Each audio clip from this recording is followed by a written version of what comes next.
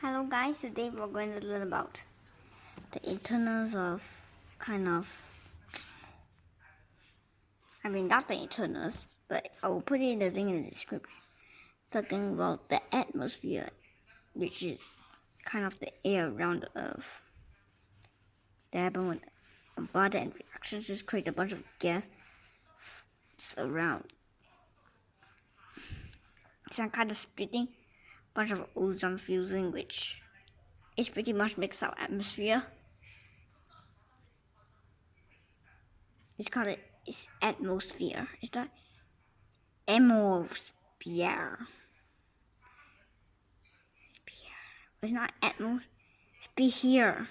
It's atmosphere. Okay, atmosphere. They pronounce it wrong. But our first level is called the troposphere, which is kind of just this is how I actually spelled it. Troposphere. It kind of extends to 5 to 10 miles. Just not really. It just lasts all the way up to 10 kilometers or just 5 miles.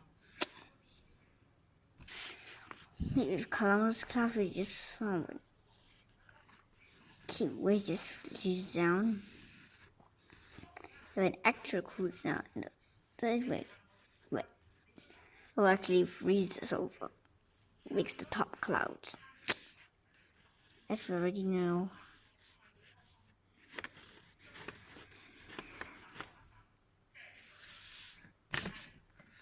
This is where most of us are. And it's actually pretty nice to actually enjoy because at least for most of our lives are here. Not entirely. Because planes are higher in the next level. And if you're a flight attendant, you just spend half. Yeah, a pilot, you spend half of your time here. Excluding your childhood in your business. That's pretty much it.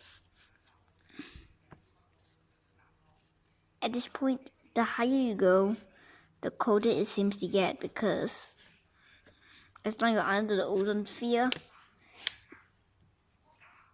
eliminating air can spread off heat. And you go above, less heat, and plus clouds expand more regularly, which also creates more snow and low pressure section, and which actually kinds of freeze dry stuff. So also experience it to be dry up there.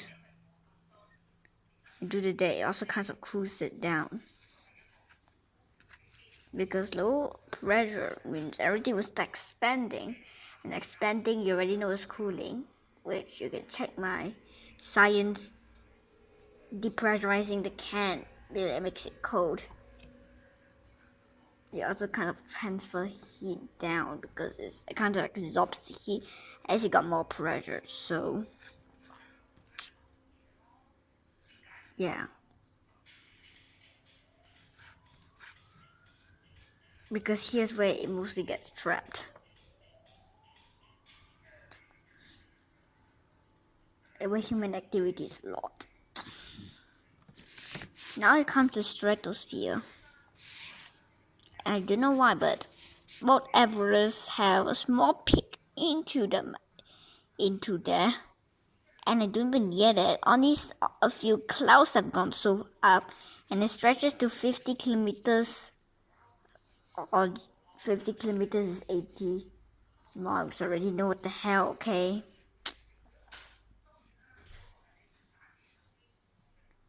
So, the next is that Mount Everest peaks. This is actually very cold.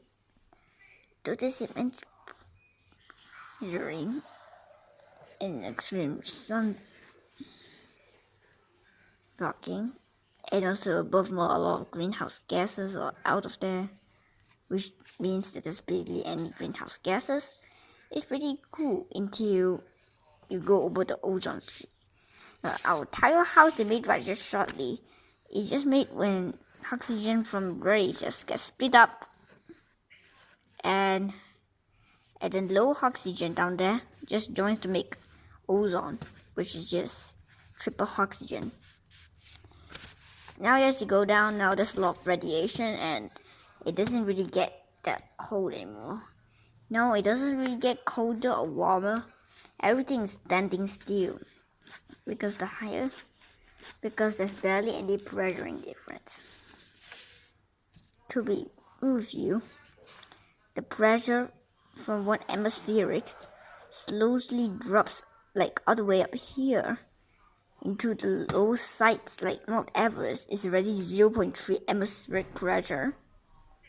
And just doing on the upper side will leave you to 0.5. Well, I mean 0.5, 0.6 has below 0.8 means they can have some symptoms, but of high altitude, but and below 0.6, then you can actually start dying. Below 0.4 is actually very, very deadly because you probably would die. Whatever is very, very tall. Yeah. Because this ozone layer, you know why is it only like 5 millimeters or in the ozone holes like 3 millimeters? You know what the reason? Because it's little gas. So it must need to clump up a lot. And this is the best I could go so far. Eventually it will slowly grow and grow and grow. Our CFC is making it stop growing and now the radiation is starting to shoot it off again. Yeah. Now it's maintaining itself. Because the radiation keeps splitting it and we're actually helping it. Now they're trying to heal into the current, into the original. But let's just keep focusing. Anyway, this is in video here is where you take a jet lane. And this is where you spend a bit of your life here. Or if you're flight attendant, you've probably already been here like half. There are lower flights, which go into kind of like the tropopause, which is the top of all. Tropopause is mainly consists of many clouds, towns, and yeah, actually I already know what the tropopause. I just look up so in the high in the sky, and I see a darker shade all the way up. I know it's the tropopause, but it's actually pretty small, and it's very, very blur. And you need to, it's like,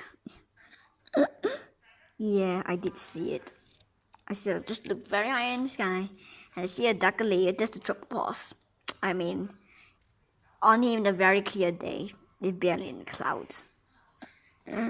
Yeah, but you probably wouldn't even be able to see the Stratosphere in a passenger flight because more private ones are lower.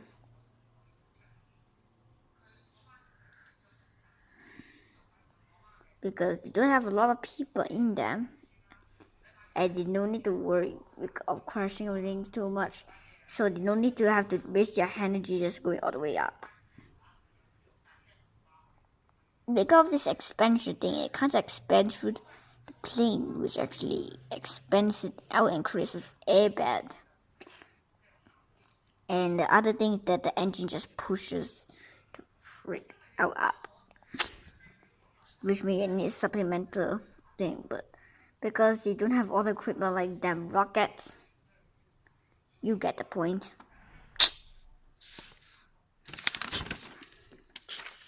Now at the very top comes just the Stratosphere, and actually thermonuclear bombs can go all the way up here actually, because down here contains I don't know.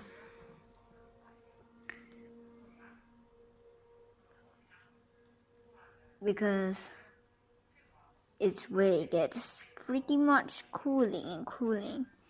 And these things can also hurt the stratosphere, but we're not playing with these thermonuclear bombs anymore with these double mushroom clouds. So, yeah, that's right.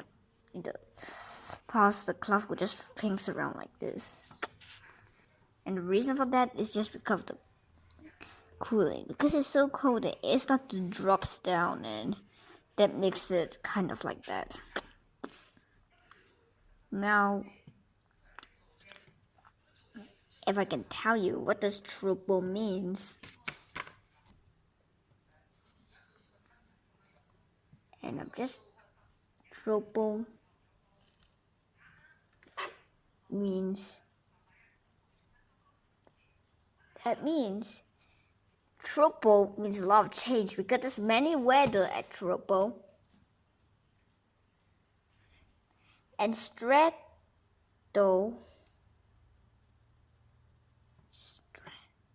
I'll just tell you.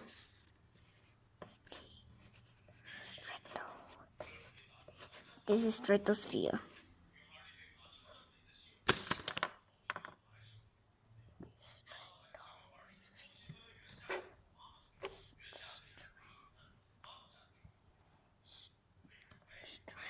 Stratosphere.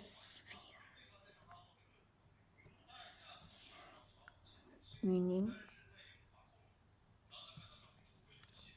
it means that lies above the earth weather mostly still changes, but it's not a lot. I mean, just basically a little. So the strato, so this is actually what it actually means. Now let's go into this meso, which is just right above that hell thingy. Meso means in the middle in the verge of space and atmosphere. At this point, the atmosphere is like hell low, and I don't even want to say about this meso. It's not meso soup, seriously, for those Japanese folks out there.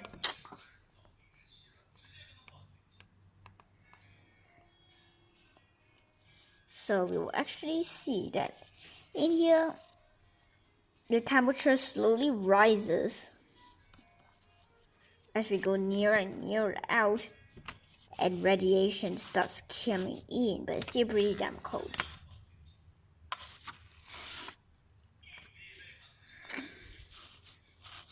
And at this point, meteor just burns out because it's cooling and melting before they can even touch the ends of the ozone layer. Because of these cold temperatures, it still have, as you know, the first from actually all the way up to here.